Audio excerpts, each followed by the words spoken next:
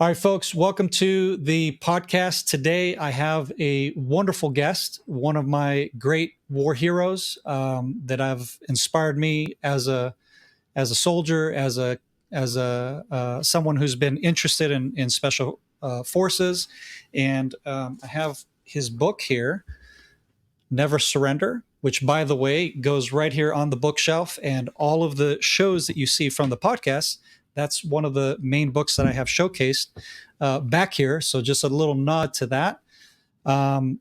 General or former Lieutenant General Jerry Boykin is a war veteran. He has spent many, many years in the U.S. military and is one of the founders of the Special Forces, I believe, Delta unit, back in the day when they started the unit, and a slew of many different operations. And anyone who's studied special warfare, you have most likely either heard of one of the operations that he took part in or was involved in the planning of and overseeing. And so that is why it's my great honor and privilege to have Mr. Boykin on the podcast. So without further ado, sir, please tell us a little bit about yourself, your background, and what got you into the military, I guess, and then what led you into the path that you took. What inspired you to do that? Well, first of all, I'm delighted to be with you here on your program. Thanks for having me.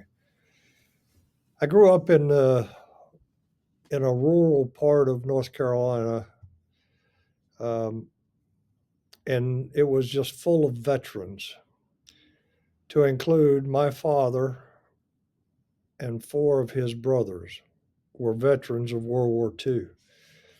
And as I would hear them tell war stories, I wanted to someday serve in the military and make my dad proud of me.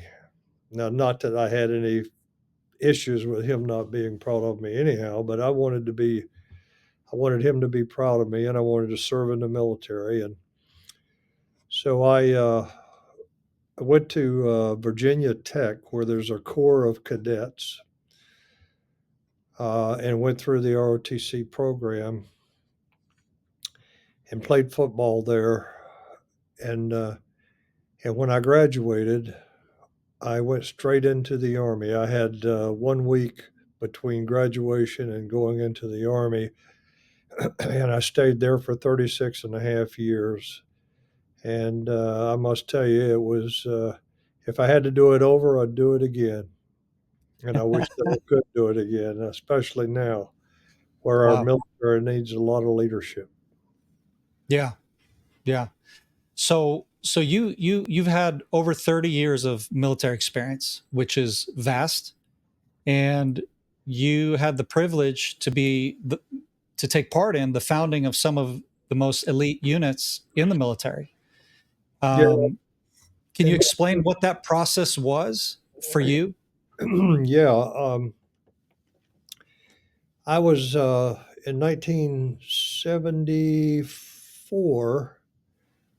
The first Ranger Battalion was stood up at Fort Stewart, Georgia, and I was fortunate enough and blessed enough to be one of the lieutenants there that led a platoon, and that was a real honor to be part of the very first Ranger unit that was stood up post Vietnam.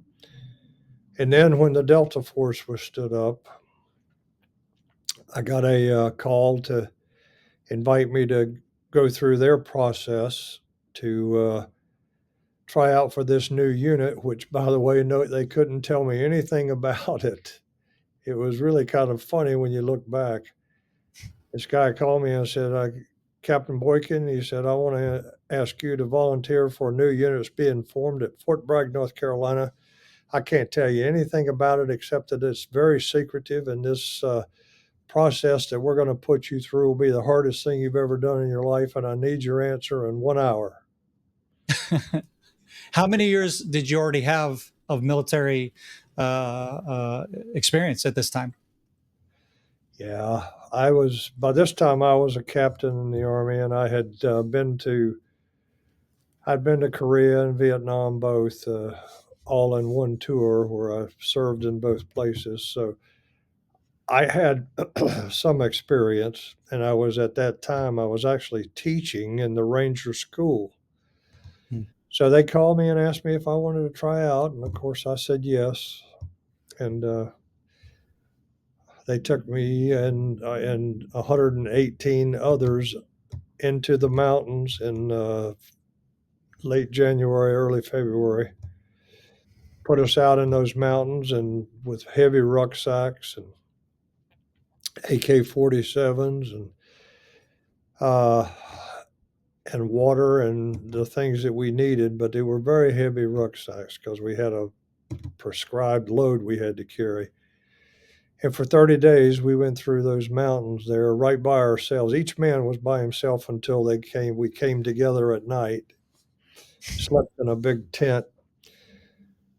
But it was grueling. And we every day we'd see people dropping out, see people, 118 people started and 19 finished.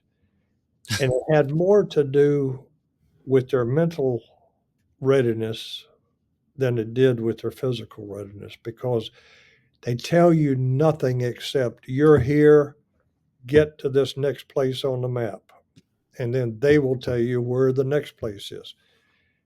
And people are saying, "What's the point of this? I've already proven myself. I went through airborne school. I went through ranger school, etc." Right. And that was the whole point of it. Without knowing what your standards are, can you do the very best you can? And the reality is, a lot of people can't.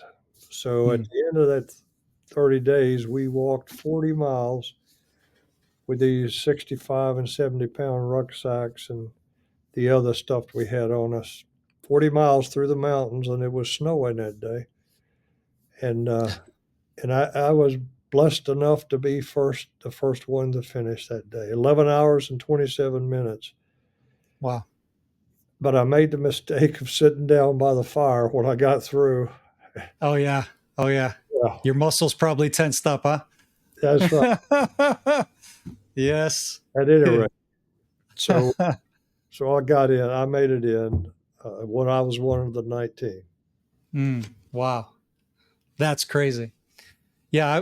So in our military training, right, in the IDF, we in the combat units, we do all the like the rucking and the long distances and all that kind of deal. So I can relate a lot to what to do, not to do, post a very long hike. And I think that's just one of the most miserable parts of training. Not the most, but it's definitely up there.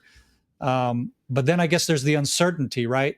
Like, some of the exercises we would do, you were told we're gonna all night long operate this, that maneuvers, and oh, we're coming under attack, we're doing this, right? And you think you've done it all, and then the sun comes up, and I remember when they sent a bus to come pick us up out there in the middle of the desert, and you're like, yeah, we made it. And then the bus turns around and leaves, and then the commander comes up to you and says, we have another objective, we're going to keep going.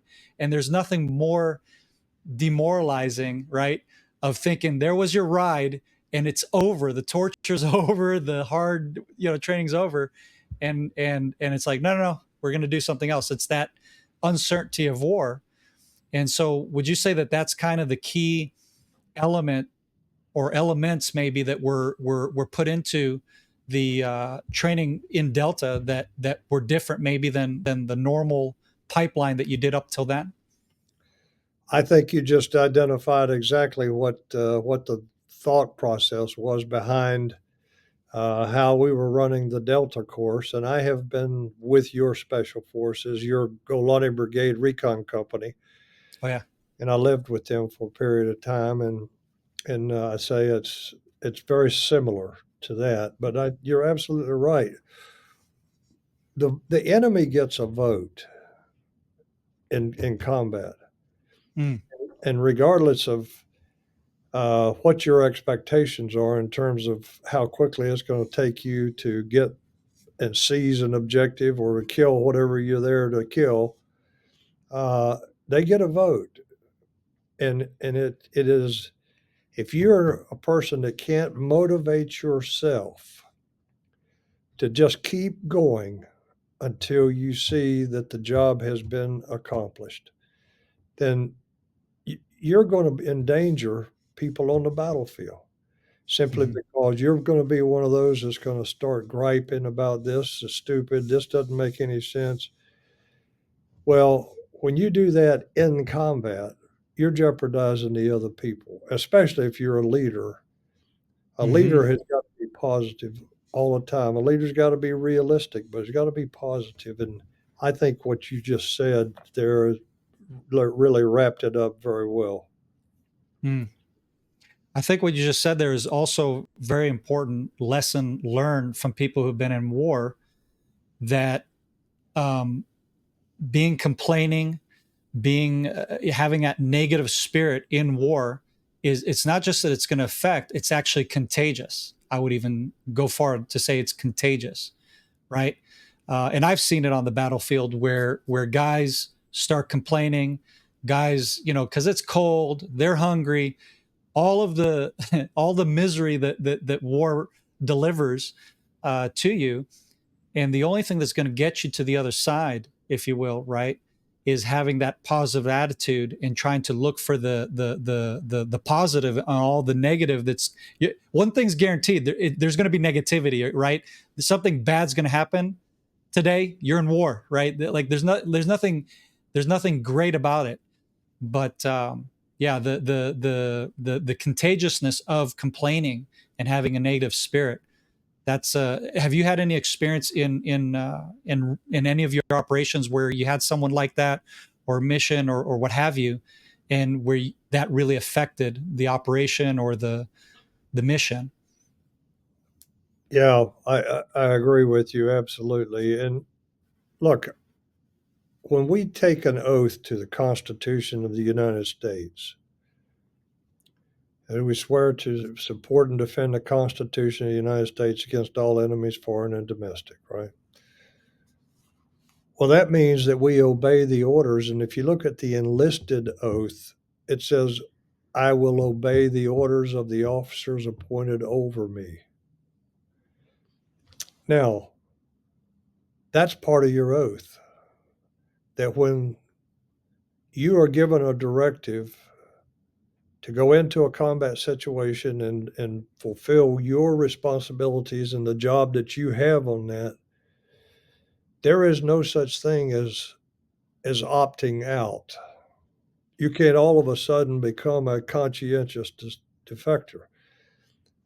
So what I say is, um, you better think long and hard about whether you want to be in our military, because it doesn't matter whether you're the rifleman at the pointed end of the spear or whether you're the cook in the mess hall.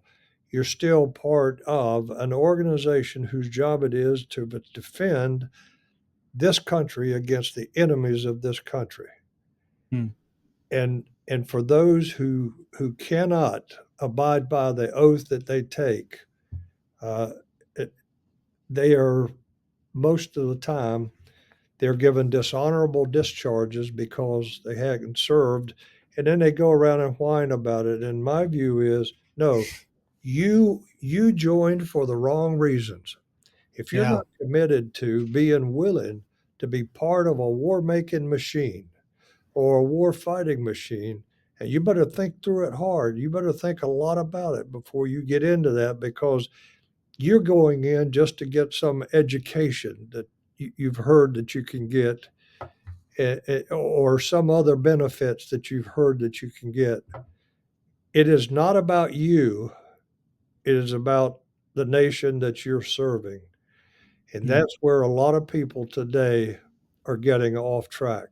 Well, this wasn't Hmm. what I thought it was going to be. This wasn't, I didn't sign up. Look at the person. If you look in America, for example, Hmm. uh, at the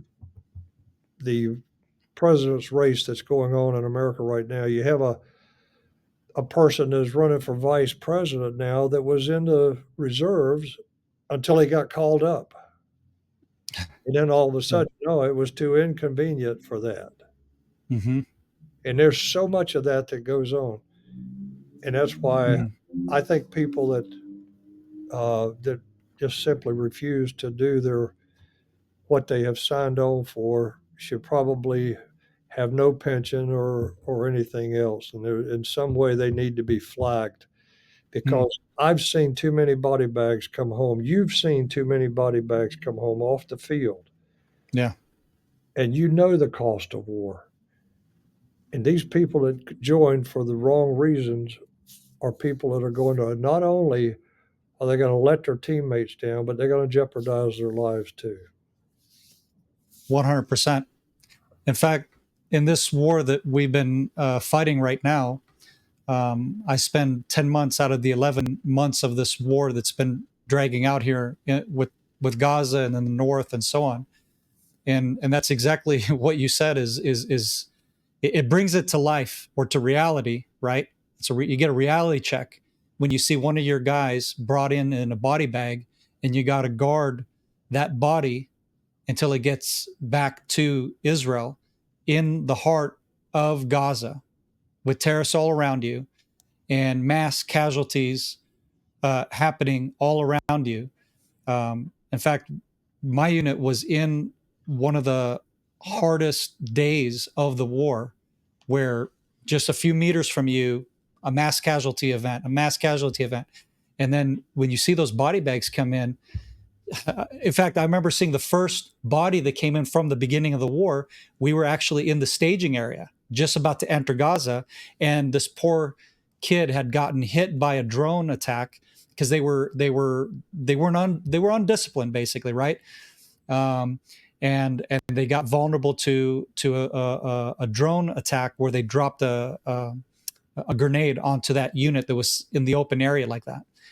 And I'll never forget that first casualty. As you see, they pull out the one kid that was wounded, and he gets into the medivac, and then you see the body bag, and you're like, "Wow, this is real." This is and that's the result of, like you said, you're here for either the wrong reasons, or even if you're for the right reasons, if you have the wrong discipline, it's going to get you killed, and or get your friends killed. And I think a lot of people, in your case, they either sign up for the wrong reasons. In our case, we have to serve because it's mandatory. So it's a little bit of a different dynamic for us. But that's a powerful point that you made, and I think a lot of Americans need to hear that, and a lot of people who are considering to serve in the military need to hear that, because I mean, what's your opinion about the military becoming weak and soft, actually, in the U.S.? Because that's something I'm seeing. And I could be wrong in my observation, but Yeah. Yeah, I'm glad you asked that question. I yeah, think that our military is in decline right now. yeah, Um, and it's in decline because we've had two presidents who have put more emphasis on being woke than they have on being ready to fight the nation's wars. Douglas MacArthur stood in the West Point mess hall in 1962. mm, And he said to the cadets there, he said, your mission, he was speaking of the U.S. Army, your mission remains fixed, constant, inviolable. It is to win the nation's wars. That has not changed. hmm But when you've got, in many cases, half of your training time spent in a classroom with somebody talking to you about uh, racial things that don't even exist in the Army, or if they do, they're not really a factor at all. This critical race theory. And then you've got all these other things that you put in on top of that, which are supposed to be about equity and diversity and inclusion. yeah, This stuff is taking time that our people need to be using to be out on the field, out rehearsing and practicing and getting good at what they do. Let me give you an example. There's a guy during the Vietnam War, there was an American named Jeremiah Denton. Jeremiah Denton was a Naval Academy graduate. He was an aviator. He got shot down, and the Vietnamese caught him, and he was one of the very first few that got shot down. And they were trying very hard to get him to make a tape, a video that they could use for propaganda purposes. And they beat him. I've talked to people that were in prison with Jeremiah Denton, and they beat him, trying to get him to do this. And finally, he agreed to do it. And you can find this on YouTube. You can find it. You can find Jeremiah Denton when he walked into the interrogation room, sat down, and the interrogator said, "What do you think of your country's policy of invading our country?" And he said, "Well, I don't know what my country's policy is now, but I support them." So he said some more things, but they sent the video back to the United States, and as his wife watched it, she said, "What's wrong with his eyes?" Mm-hmm. And you know the rest. Yes, sir. The guy said, "He's blinking torture in Morse code." I remember that. He got the Navy Cross for that. That's the second highest award you can get, a Navy Cross. He got the Navy Cross for that. And he took some beatings for that. Now, go back to when Barack Obama was president, his last year of the presidency. 2 patrol boats were taken, American patrol boats were taken off the coast of Iran. Uh-huh. Within an hour after they had been abducted by the Iranians, and they were not in Iranian waters, that's nonsense. With GPSs and all that, they weren't in Iranian waters. Right. The captain or the skipper, he was actually, I think, an 04 or I forget what it is in the Navy, a commander or lieutenant commander. He's looking into a camera on international TV and saying, "This is all our fault, and we want to apologize to the Iranians, and we want to thank them for their hospitality." Did you see that? I did. It was embarrassing. Sick. It just made me sick. Yeah. Why? You know why? Because he didn't train his people right. He didn't give them the benefit of knowing what your obligations are, what you can and can't do when you've been taken prisoner in a prisoner of war situation. He didn't know the law of land warfare. He didn't know those things. Why? Because they had spent all their time in a classroom trying to get through all of these mandatory, nonsensical things that don't add one thing to your ability to be able to win the war. Yeah. They wasted their time doing that because that commander's efficiency report depended upon him getting 100% participation in all of those things. I guarantee you that's a major part of what happened there, because they hadn't been trained properly, and that's not their fault, it's his fault. Yeah. So you have a very rich military history, and we have a very short amount of time to try to hit on some things. I would love to ask you a bunch of questions about everything, but what I will do is I will try to narrow it down to something to try to make it relevant to what you just pointed out. So there's a gentleman, he's a former Green Beret named Tim Kennedy, and he's been interviewed on different platforms concerning the war with Gaza, right?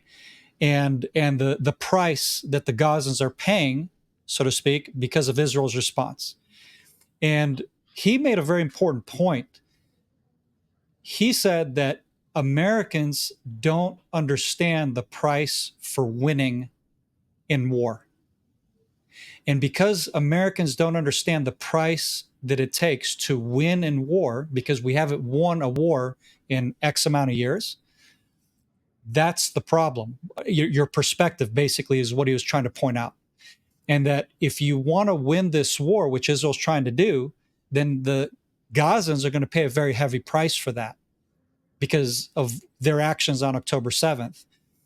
Would you say that through your experience with what you felt and what you went through with the operation in Mogadishu, for example, something that's similar, where I see some similarities, where you had these warlords taking control of the food that was being provided for the Somalians, right? So I understand they took control of that. They took control of this and that. So they had control of the populace, essentially, right? And then what you guys were up against is an enemy who is using the civilian population, right, as human shields, as combatives whenever they needed them to be combatives, of course, and so on, because they had that power of control. And would you say that your job, from what I read from your book, I understood that that was a very, like, you ran into some very difficult, was it political backing to get the job done that you needed to do? And could it be because of this very reason that the United States at that time and leading up till today isn't willing to pay the price it needs to win a war? I don't know that I can answer that question exactly as you've put it. What I will tell you is, Mm-hmm. in Mogadishu during the Black Hawk Down event, Mm-hmm. before we deployed to go over there, we asked for an AC-130, a gunship overhead Yep. that could help us in the streets of Mogadishu. We asked for tanks. Not a lot of tanks, 3 or 4 would have been enough, but that would have ensured that we could get through the city if we needed to, if somebody was cut off or if we needed to get across the city there. And we were told we couldn't have any of that because it was too provocative. Mm-hmm. Too provocative. Well, how about the lives of 16 Americans? Yeah. You'd rather preserve your standing with people that want to kill you to start with, or you want to help save the lives of these men that lost their lives doing what they had been directed to do. And you'll detect that I'm still today very angry about it. Yeah. Also, And I know that I've read it also in your book. You asked for more soldiers. You wanted more numbers to be able to get the job done, and you were denied that as well. that's right. That's right. Yeah. And see, we came out of that. First of all, most people probably don't know this, but we won that battle by all military standards. We won the battle. We killed and wounded, according to the Red Cross, 130 some. But it cost us 16 lives. Yeah. But if you do it just on body count, we won that. Mm-hmm. However, by the time the news got it, they spun that to where it was a disaster. It was a catastrophic disaster, and Yeah. we were licking our wounds from the people that we had lost, but we certainly didn't think that we had lost that conflict. Mm-hmm. But the media gets a vote, Right. and the Right. politicians spend more time concerned about what the media is going to say than what the men on the ground are going to do. And I know that sounds harsh, but it really is, because they just put it out of their mind that people could get killed doing this. And you Mm-hmm. look at how the evacuation from Afghanistan was spun by the leftist media that were trying to protect the president who was failing at every step. And Yeah. I'll tell you, that we have got to get back to giving the commanders on the ground broad guidance in terms of what you want to happen. It's called commander's intent. Mm-hmm. Tell them what you want them to accomplish, and then let them fight it and let them come back to you if they need more support. And that's not what's happening. Mm-hmm. Wow. So, like you said, the media gets a vote, and you know, for example, in this conflict, we've accomplished a lot of objectives. We have eliminated a lot of terrorists. We have destroyed their infrastructure, their everything. We have taken out their top leaders. The one that was second in command is now the head of Hamas, and he's still running around in those tunnels or hiding in the open, dressed as a female.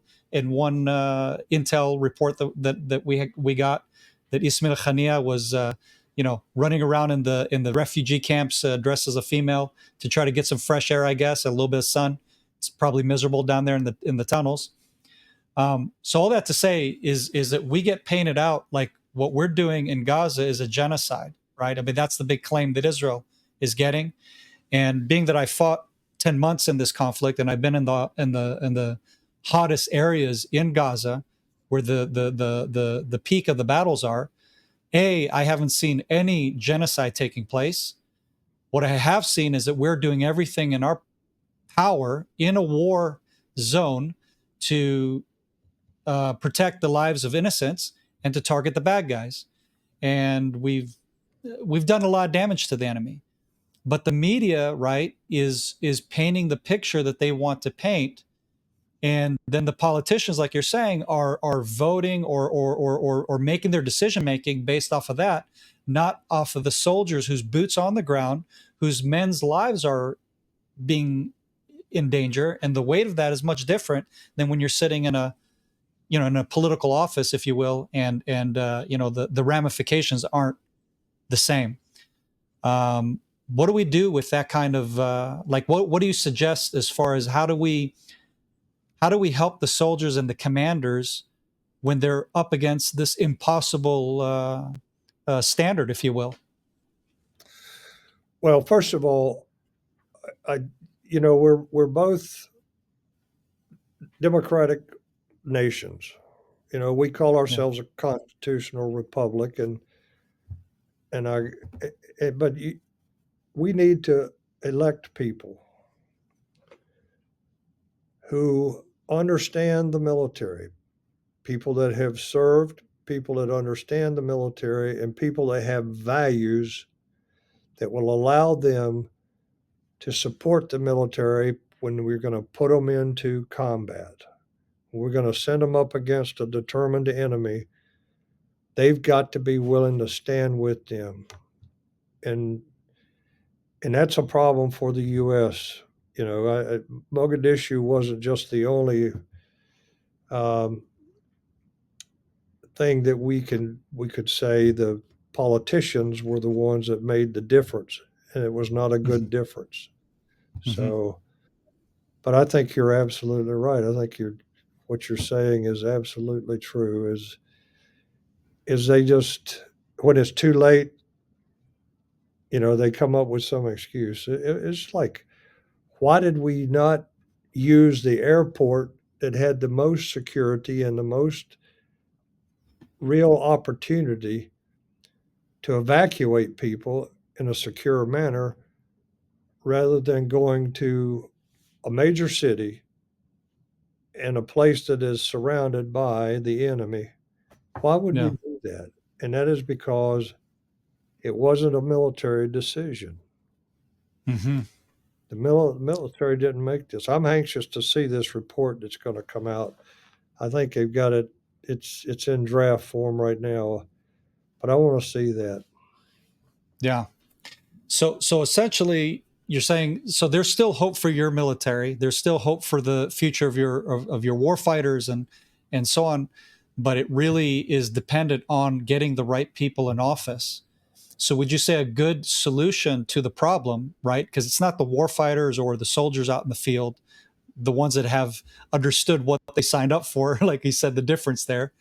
But it's that we need to maybe have good people who understand the price that these soldiers are paying, have them actually get into politics, have them get into places of decision making, and help those who are making those decisions for the war fighters, help give them the right information they need to make those right decisions.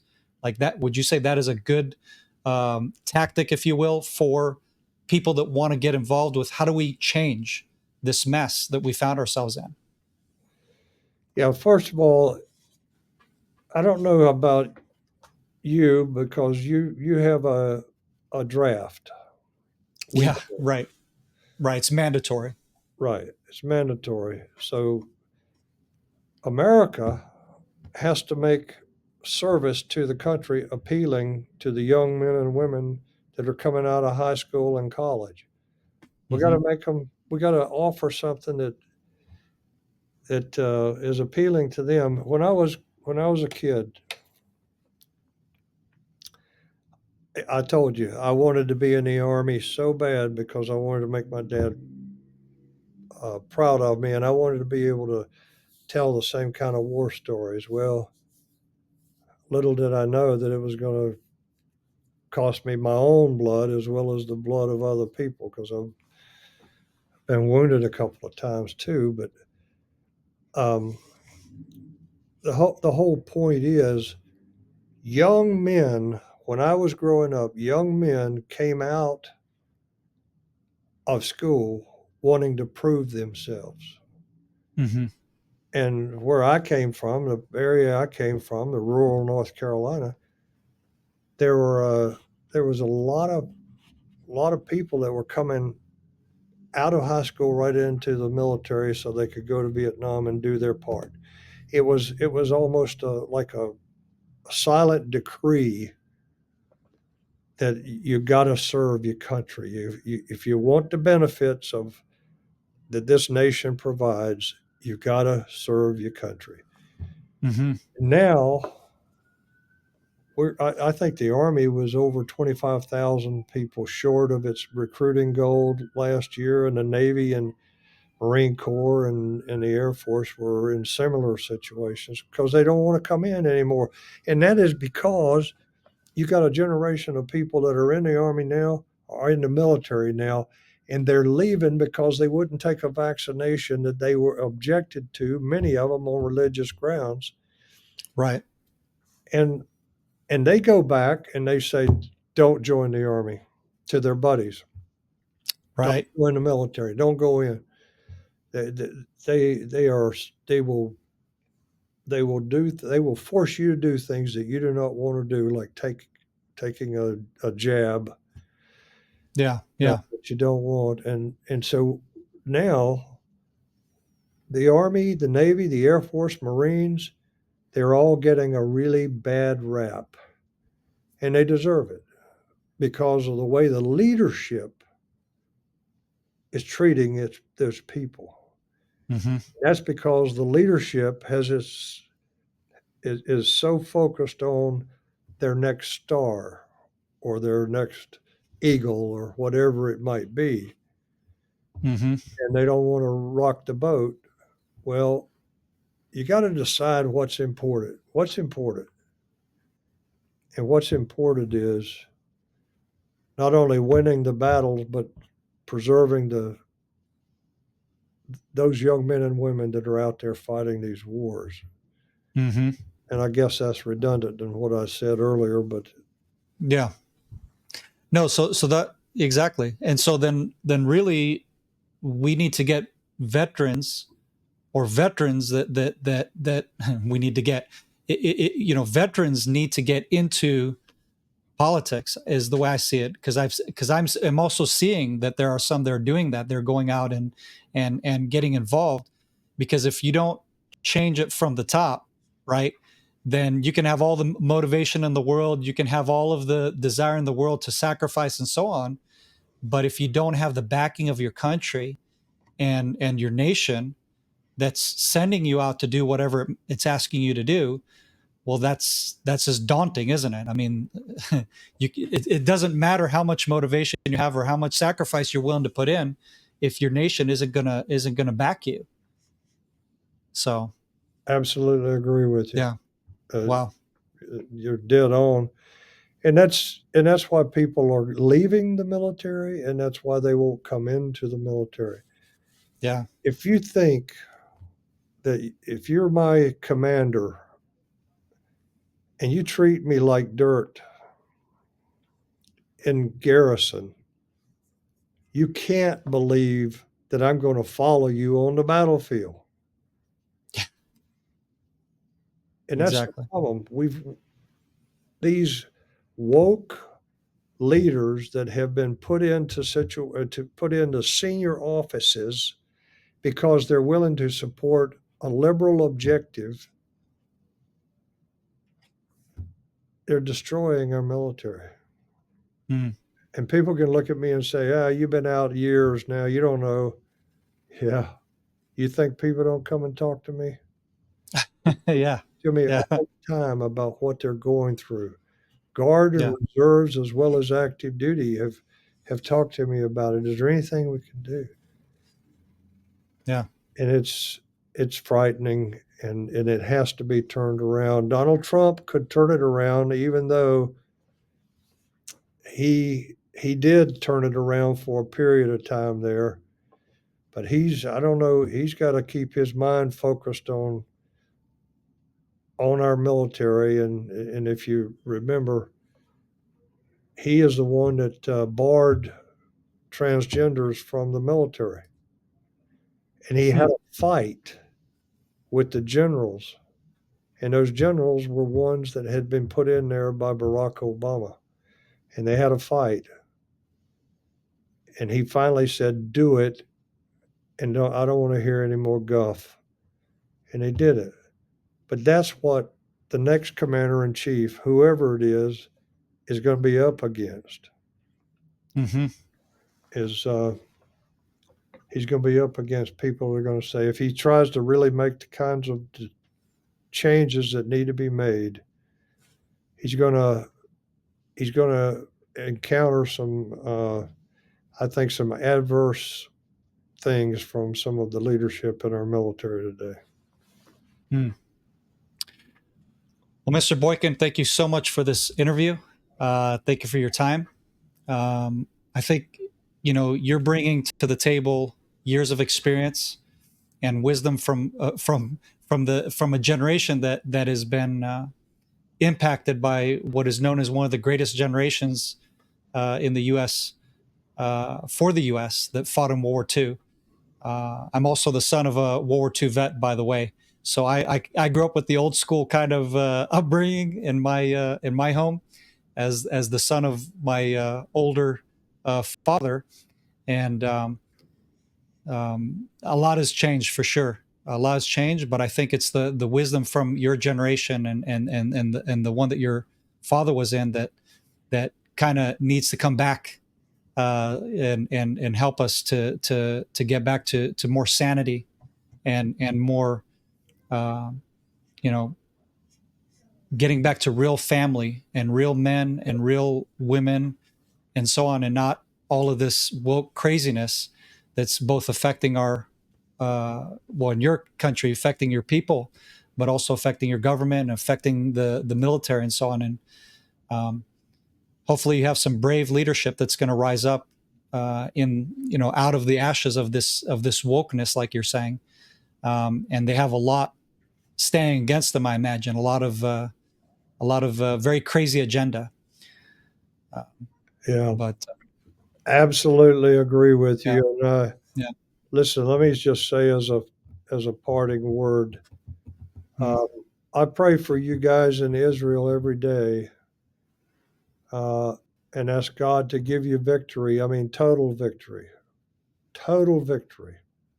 over your enemies there, and to the point that you'll never have to deal with them again. So you guys just know that there are millions of Americans that are praying for the nation of Israel and for each of you soldiers and your leaders we're praying for you, and we really believe that the Lord has got his hand upon you. Thank you, sir. Thank you, sir. I really appreciate that. You And may bet. God bless you and your nation, and in this very important election year that is ahead of you, and that many will go out and make they can be a part of that change by their vote. So thank All you, right. sir. Okay. Thanks. Enjoyed being with you.